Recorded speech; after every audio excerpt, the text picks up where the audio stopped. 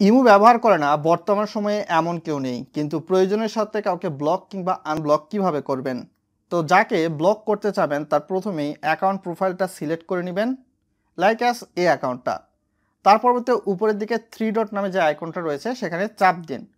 তো এখানে পাশের দিকে ছবি, নাম এবং তার এই দিকে ডানের দিকে আপনি তীর চিহ্ন দেখতে পাবেন, সেখানে চাপ দিন।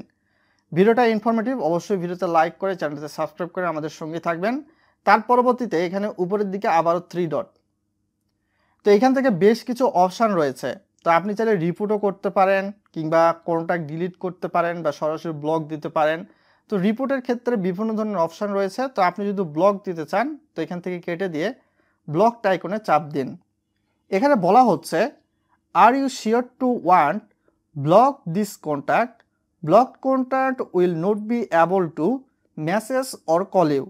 Two view user you have blocked you can go settings privacy block list. তো এখান থেকে ব্লক করে দিতে পারেন। তো আবার কাউকে আনব্লক করার প্রয়োজন হলে তো ব্যাকের দিকে চলে যান, ইমো অ্যাকাউন্টে চলে যাই। তো এখান থেকে ছবির আইকন যেটা আপনার থাকবে ছবি দেওয়া, এখানে ক্লিক করে দেন। যার পরবর্তী সেটিংস নামক অপশান, তো এখানে বেশ কিছু অপশান দেখতে পাবেন। তো এখানে প্রাইভেসি, তো আপনি যাকে ব্লক করলেন সে আপনাকে কতবার কল দিয়েছে সেই জিনিসটা কিন্তু এখানে থেকে আপনি দেখতে পাবেন ব্লক না খুলেই। আবার যদি আনব্লক করেন তো সেক্ষেত্রে একটু নিচের দিকে যাবেন, ব্লকড লিস্ট এই অপশানটাতে ক্লিক করে দিন। তো এখানে আনব্লক নামে একটা অপশান রয়েছে, এখানে চাপ দিন আনব্লক।